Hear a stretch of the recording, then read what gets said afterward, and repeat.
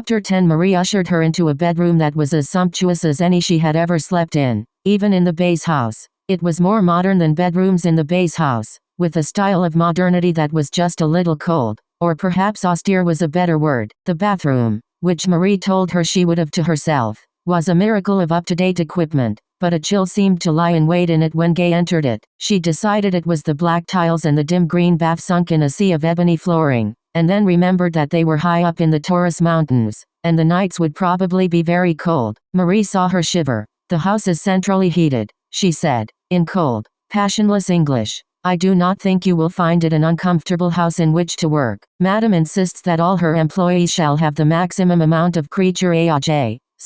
Gay said. Then, as she was wondering what else she could say, and Marie appeared indisposed to hurry away, she caught that queer sound that she had heard before, above the barking of unseen dogs. She started. What is that?" Marie looked at her as if she was reflecting upon something. "Fustone of Madame's pets," she said, and moved to the door, but before she reached it she turned back. "You will be dining with Madame and Monsieur Villiers?" she asked. 2%. Gay looked rather more than surprised. "Why, yes, I suppose so. Samo section 7 Bay. Marie lifted her shoulders in a slight shrug. "Sometimes Madame's secretary has her meals with her. She lives, as you would say, with the family. But there have been occasions when someone she has employed to help her with her writings has been requested to take her meals apart. We will find out Madame's wishes about this very soon, no doubt, and in the meantime I shall lay for you with the others." She departed, with a quiet finality that left Gay feeling slightly stunned,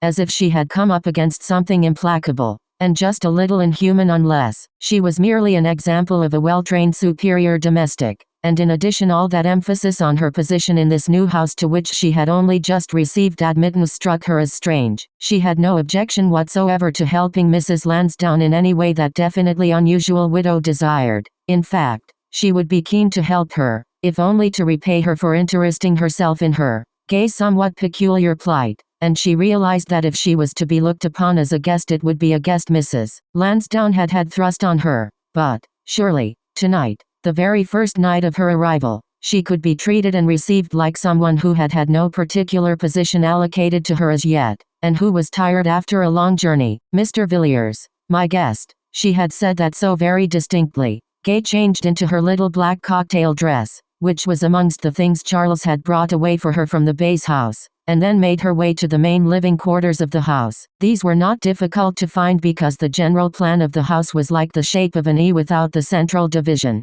The bedrooms were all ranged around the big, B-Lake, JFHIE acute, Romy seat, lounge hall, and the dining room was merely an alcove at the far end of the lounge hall. There were no upstairs rooms, and therefore no staircase, and the main room of the house was the only one with a huge fireplace. Tonight, on the almost baronial hearth, a great log fire was crackling, and the scent of it filled the house like incense. Gay wondered what sort of wood was being burnt when she saw how hotly it glowed, and smelled that delectable resinous smell that penetrated to every room. She felt cold in her black dress, and as the room was empty she moved closer to the fire to feel its warmth. So far she had seen no servant apart from Marie, and yet the place was exquisitely kept, and the furnishings had the same austere sumptuousness as her own bedroom. The fireplace was of modern brick, and it occupied a third of the wall space. Above it there was an arresting painting in oils of some desolate corner of the earth, a desert place. Gay decided it was, where an angry sunset was turning every grain of sand, and every barren-looking rock into some sort of an inferno, and as it was the only picture in the room it was the one the eye went to instinctively. There were some deep armchairs and some voluptuous-looking couches,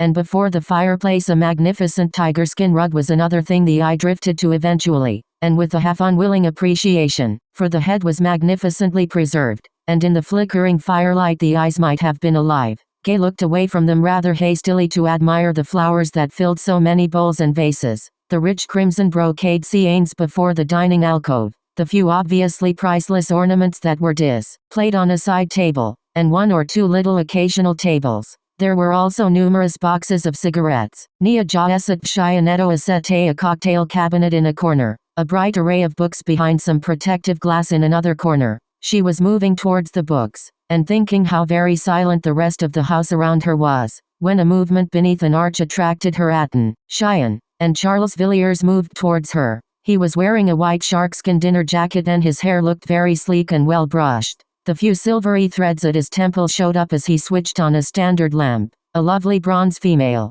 upholding an amber lampshade, but far from detracting from his appearance. They seemed to emphasize his masculine virility, and the polished, sophisticated poise of his appearance. His gray eyes, so heavily fringed with long thick eyelashes, gazed at her as if his scrutiny was quite deliberate. "YT was wondering where you had been whisked away to," he said. "Did you have a drink after we arrived? Did someone bring something to your room?" She shook her head. "No, but I didn't need anything. Honestly, I didn't." She could almost feel the weight of his frown, and her heart grew lighter immediately. "But that's nonsense," he exclaimed. "Of course you needed something after that long journey. I don't mind telling you," the frown drawing his black brows together across the bridge of his nose, "that if I had stopped to give this whole matter a lot of essential thought, the journey, I mean, I wouldn't have countenanced it at this particular phase of your existence. After all," taking in the exhausted pallor of her face, "you're not really 100% fit yet.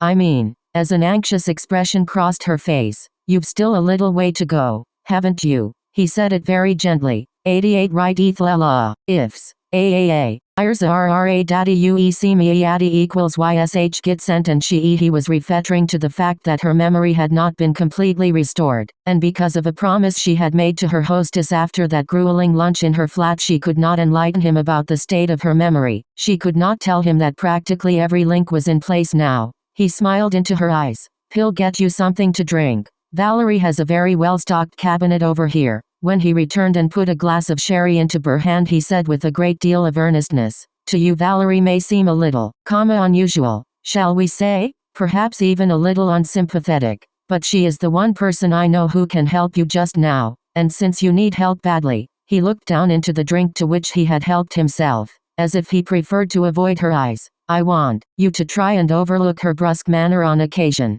She has your interests at heart, and she might even offer you a job. A permanent job if you wanted it. I could go home to England," Gay said, rather breathlessly, "if it's possible for me to get a passport now, if my identity is established. Surely there's no reason why I should have to remain out here." This time it was she who determinedly avoided his eyes. "We'll go into that at dinner," he said, a little strangely. "There are quite a few things I have to tell you SDAE, but just now I'm sure you're both dying for some really well-cooked food," Mrs. Lansdowne said, coming under the arch at that moment. She was wearing a clinging dress of wine dark velvet, and her bare shoulders dazzlingly white by contrast with the richness of the material. Her slender throat was encircled by a collar of rubies, and there were rubies at her ears and at her wrists. "And Marie, I don't mind telling you, is the best cook in the world. In fact, she is a truly remarkable person altogether, and has been with me for years. It's she, and she alone, who looks after this place." "Then she is remarkable," Charles said. "When Mustafa arrives he will help her, of course," the hostess observed. "She and Mustafa get on excellently together, and he, too, has been with me for years. Without boasting, I think I can safely say that they are devoted to me and to my interests." Her eyes were on Gay as she spoke, and the girl experienced a queer sensation, almost as if warning bells were ringing in her tired head. And then, because this was quite fantastic, she took a hasty sip at her sherry. Mrs. Lansdowne glanced at the sherry, said, "I see you've been looking after Gay, Charles," and smiled at him rather too brilliantly, after which she led the way to the dining alcove. No sooner were they seated than she said to Gay, "You found your room comfortable, my dear? Most of the rooms here serve the dual purpose of bed-sitting rooms, and I thought you would be able to work there sometimes when I'm occupying the study. I will show you the study in the morning, because it's there that you will receive all your instructions, and use the typewriter. Of course, I don't know what sort of speeds you are capable of, but I'm anxious to get ahead with this book, and perhaps after a little practice you will pick up if you have fallen behind at all." Once again Gay, who was spooning her soup, felt rather than saw Charles frown. Then she heard him say with a rather humorous protest in his voice, "But Valerie, my dear, aren't you rather rushing things? Gay has only just arrived, and so far as I know she hasn't even agreed to act as your secretary." Valerie looked at him with unsmiling eyes, although her lips curved enchantingly. "There is a saying that beggars can't be choosers," she reminded him, "and although the last thing I want to imply is that Gay is a beggar, she is in a somewhat dependent position, isn't she? She flashed a cold smile at Gay. And you don't mind helping me, do you, Gay? I'm doing all I can for you, so a little return is not unreasonable, is it? Of course not, Gay answered, and felt as if another mouthful of soup would choke her. The meal proceeded, the hostess chatting about her house, and her future plans for it, and Charles remaining rather quiet while she talked, and Gay remaining absolutely silent, and it was not until they were nearing the coffee stage that the man said, quite firmly, "Look here, don't you think we ought to let Gay know what happened at the base house? She has had his letter, but she knows less than nothing, and in this case, and at this particular juncture, I think less than nothing is all she should know." Valerie replied instantly. She can feel easy in her mind because she has the base letter, and there is no bad feeling there. And as for Karim, you saw him before I did, didn't you? Charles demanded, with a rather hard line to his mouth. But Valerie was quite unperturbed. I did, she admitted, but I have Gay's best interests at heart. I'm not simply a sentimentalist, rushing in where angels fear to tread, and if Gay does exactly as I tell her, and is content to be patient for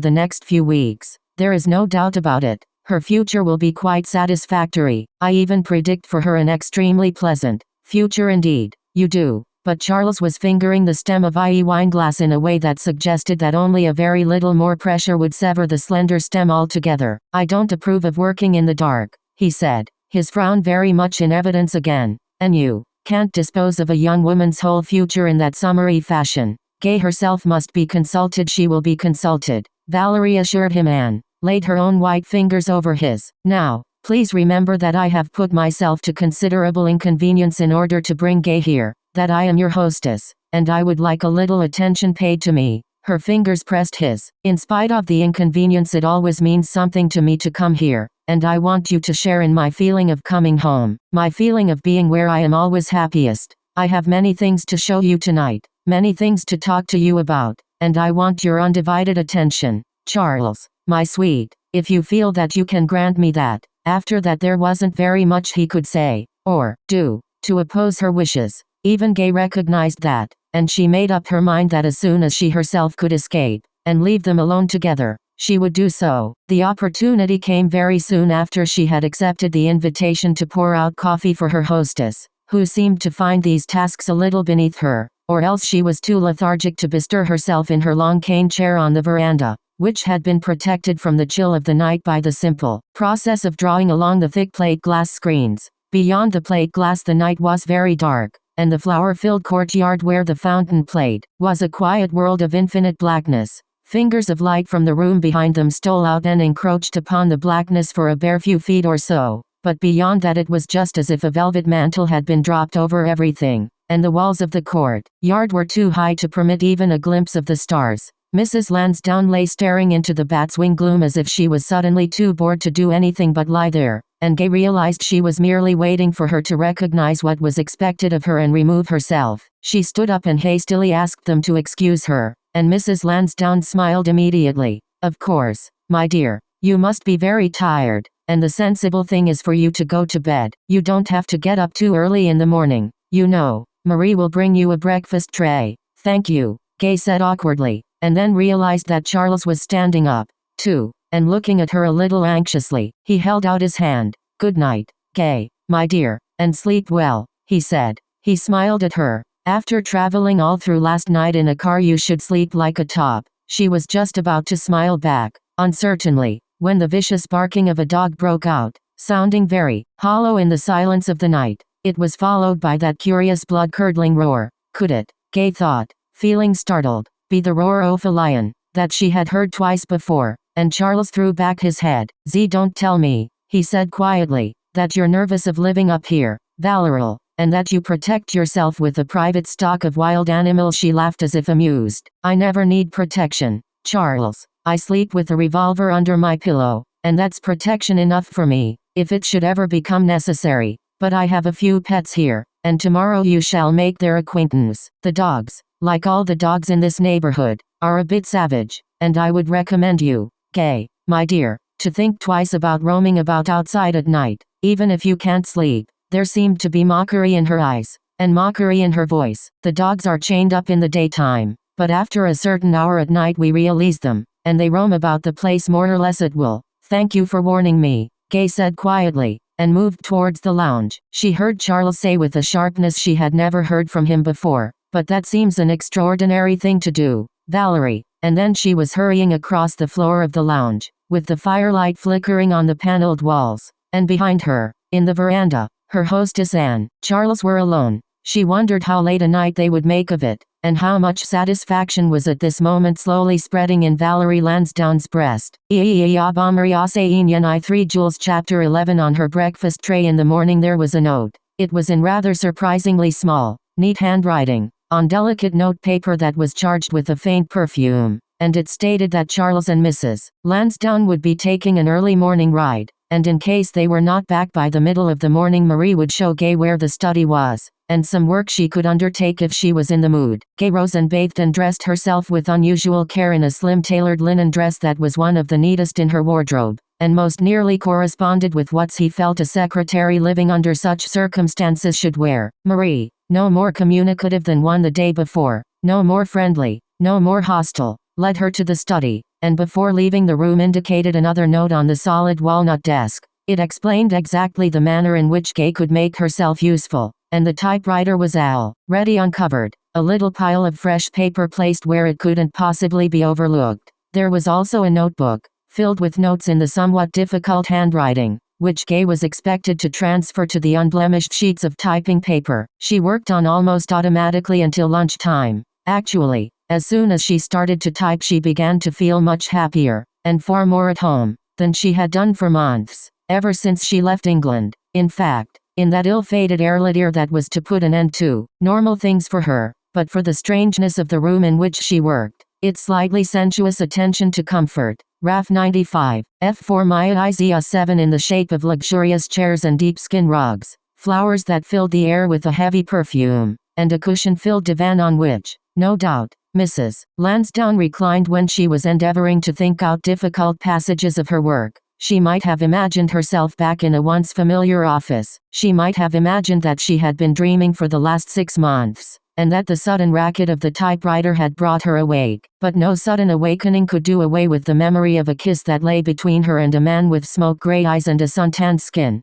Awake or dreaming, that kiss was forever on her lips, and whatever happened to her in the future, the unexpected urgency of it, the almost brutal, although purely temporary, demand it had made of her would have the power to set her trembling, deep, deep inside her. Every time she recalled it, she removed a sheet of paper and walked to the window, and blindly she looked out into the high-walled courtyard. Sunlight was streaming over the paved paths, and the flower beds seemed to contain every violent hue that had ever been invented, but still she hardly noticed what was there in front of her eyes. The cap of snow on the high peaks above the house, the almost brazen blue of the sky, receded into a vague blur that was a background for Charles Villiers, and Charles Villiers was the only human person who seemed to matter in her life nowadays. She knew that he had not intended to kiss her, and that he would probably never kiss her again, that Mrs. Lansdowne's fury would be almost ungovernable if she knew about even that one kiss, for one didn't have to be a person of particular perceptions to know what Mrs. Lansdowne intended for Charles. We morate a narrator bh mal br eddy love for rt.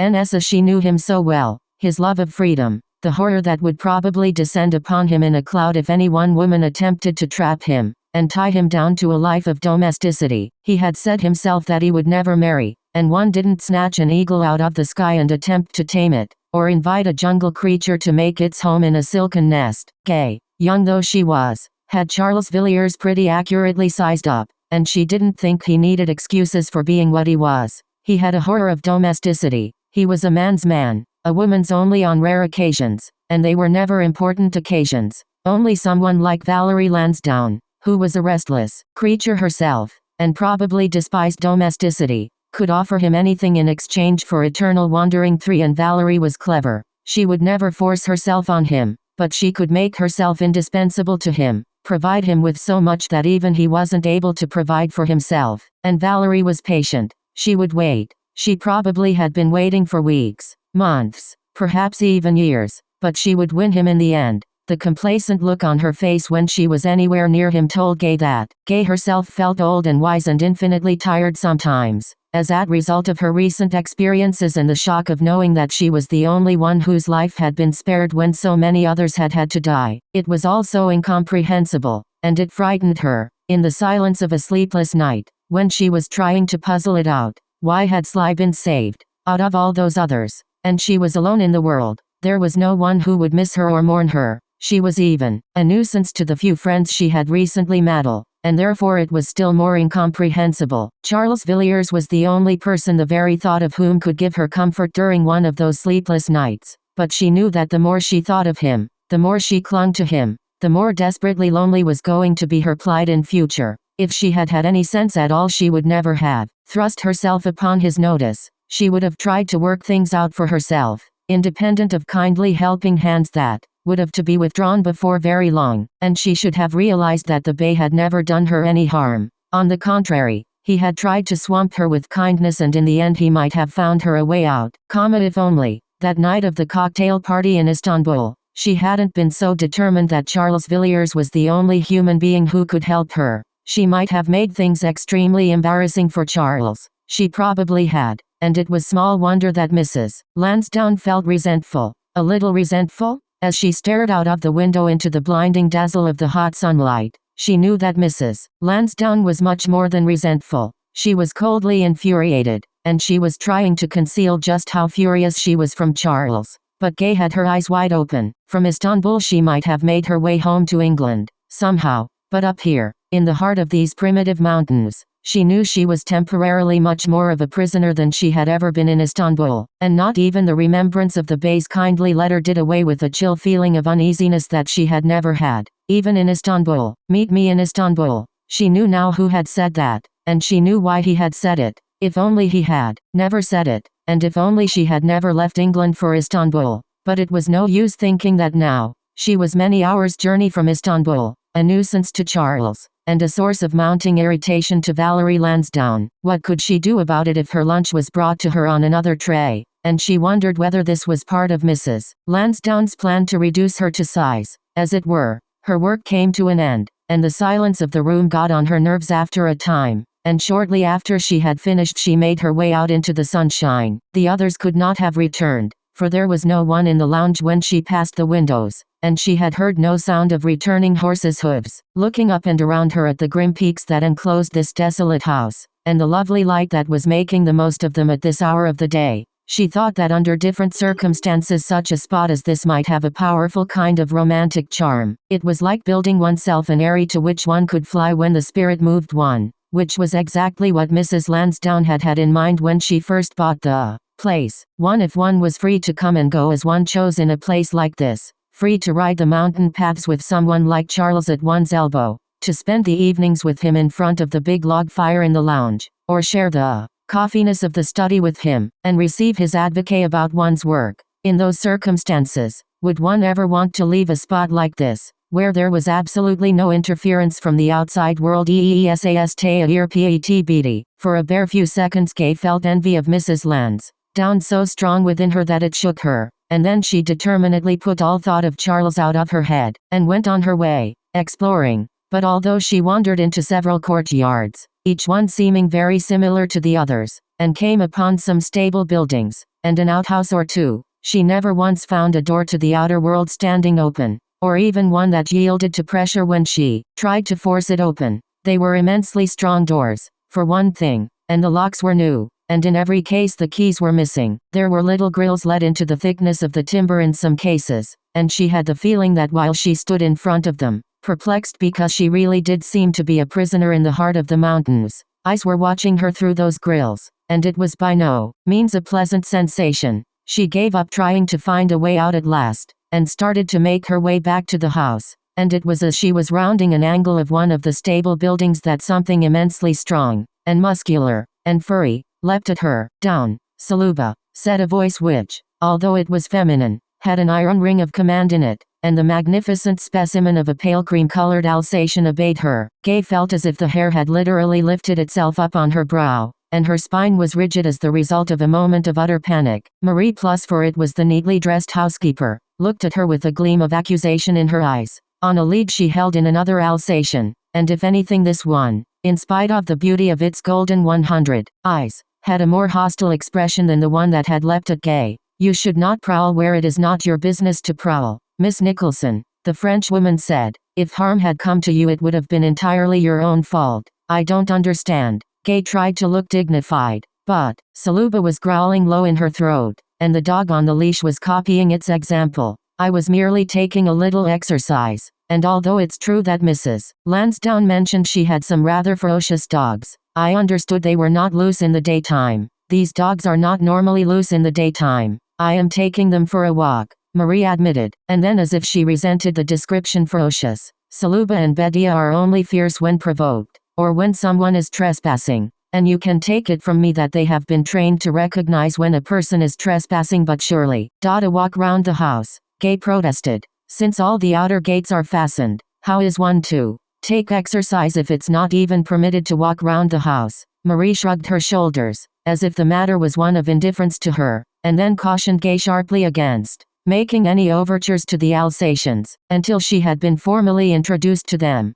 Do not extend a hand like that, she said, and it was almost unconsciously that Gay had put forth a hand, because under normal circumstances she was very fond of all animals. These were too gloriously cared for creatures equals, unless you wish for trouble. When Madame decides that you may be made known to these two, then you will be perfectly safe whenever you encounter them. But can't you introduce me? Marie tightened her lips, and her black boot buttons of eyes grew cold with disapproval. I do not anticipate Madame's wishes, she said. Gay looked slightly bewildered, and inside her something turned completely cold. Although the temperature was several degrees lower than in Istanbul, the sun was shining brightly all around her, and there was no real reason, as she knew, why she should have felt that chill. Marie studied her for a moment in a curious fashion, and then all at once her expression seemed to relax a little. If you are interested in animals, if their habits amuse you, perhaps you would care to see Madame's other pets, she stated rather than asked. She turned abruptly and led the way back,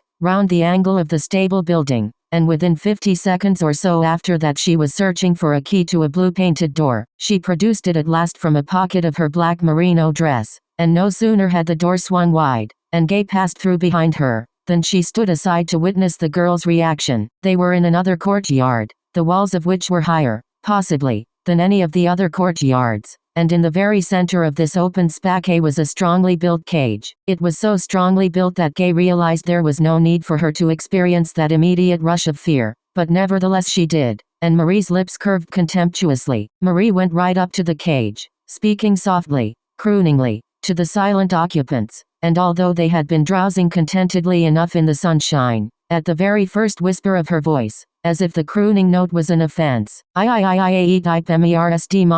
bait ridon. Renee, both fully grown lions leapt to their feet and emitted simultaneously a tremendous roar. Gay backed towards the wooden door, and her hair didn't seem merely to lift on her forehead this time. She was quite sure it stood on end. She turned so white, and the look in her eyes was so revealing that Marie laughed mockingly. Are they not splendid creatures? She said, running her hands over the close mesh of the cage, so that a drumming noise resulted, and the tumult that broke out from the cage was terrifying. But Marie went on laughing. It is so easy to make them angry, and not nearly so simple to placate them, but I flatter myself I can do both quite easily. Madame brought them back from one of her trips, and I have had charge of them now for about a year. I should miss them so much if Madame decided to offer them to a zoo, or something of the sort. Besides, they are far happier where they are, and Madame is safe so long as they are near. We are all safe. She laughed tauntingly at Gay. So long as we do not prowl inadvertently. There were voices in the lounge when Gay returned to the house,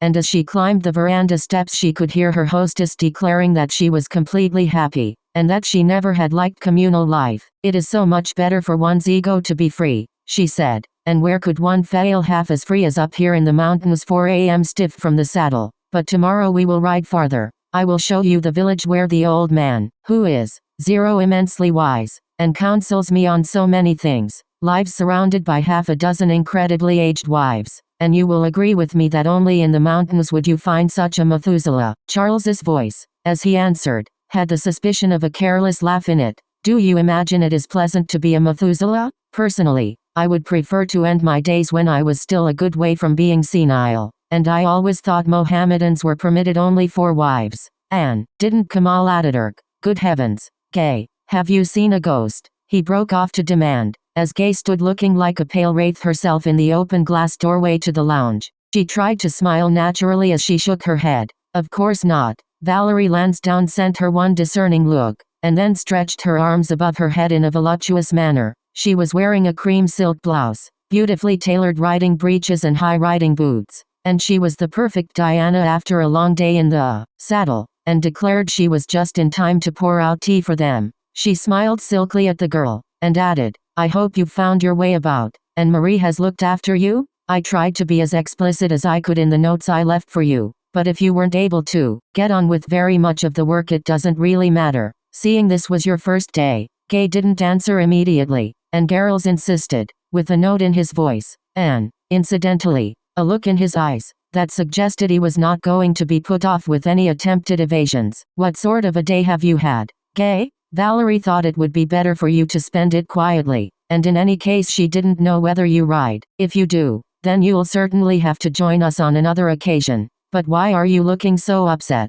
N-I-G-G, N-I-A-E-S-A. TM not really upset. Gay was ashamed of herself because Marie had seen her looking almost petrified by the sight of the lions, and now she was quite sure Mrs. Lansdowne would laugh, with the same sort of mockery behind the laugh, when she confessed to her horror of wild animals in a cage, and at such close proximity to human living quarters. "Marie took me to see Mrs. Lansdowne's pets." "And pets?" Charles interjected with the sharpness of perplexity. "Sapphire and Jupiter," Mrs. Lansdowne explained with exactly the expression on her face that Gay had known would appear there immediately she mentioned her recent fright. "Apparently our little Gay is one of those people who are nervous of all animals that are slightly larger than a cuddly domestic cat, and my beautiful cats strike awe to her heart, to her soul," looking at Gay with cold amusement in her eyes. "Now, if I'd kept Persian kittens here, she would have probably asked permission to take one to her room." Charles's heavy frown appeared. "Stop being sarcastic, Valerie," he said sharply. "Gay is used to kittens, but your type of beautiful cat has probably only been seen by her in the London Zoo. You mustn't judge everyone by yourself, or award medals for courage that is your type of courage only. I stand reproved." "Darling," Valerie said glibly, "Gay has plenty of courage of a different sort."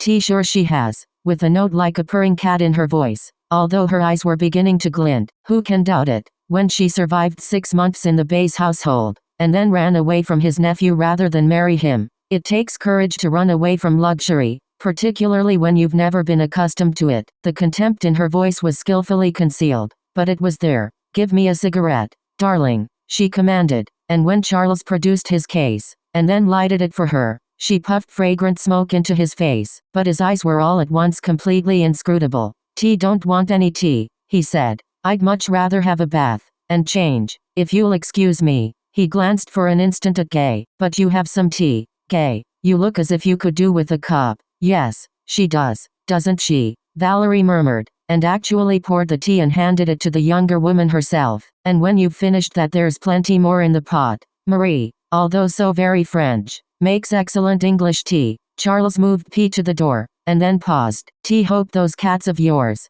Valerie, have a sufficient amount of restraint imposed on their activities," he demanded curtly. "Oh, yes, darling." She put back her sleek dark head and looked up at him, smiling in an extraordinary fashion. "They are securely caged, and only Marie has a key to the cage. I leave it with her because she is so trustworthy. Apart from Mustafa, she is the most trustworthy person I know." When he had left the room, Gay stood up. "Those notes, Mrs. Lansdowne," she began. Valerie flung herself onto a divan and shut her eyes. Her face looked pure and cold as a mask. "You're too tired to deal with them tonight," she said. "We will discuss them tomorrow," and her voice was like ice. "Very well," Gay said. "BETH 2 and 7% R1, and I should be glad if you would make an excuse for having your meal in your room tonight." In the same icy tones, "You can always plead a headache." "Do," sarcastically. "To fright, of course," Gay answered, and this time her voice was dignified and composed. "I shall quite understand if you would prefer me to take all my meals in my room, Mrs. Lansdowne." Valerie flicked open her eyes, and the slow black depths looked menacing. "We will go into that also tomorrow," she said. "In fact, we will go into several things that have to be gone into. I warned you once, but you are very foolish. It's a pity if you have to learn the hard way." Gay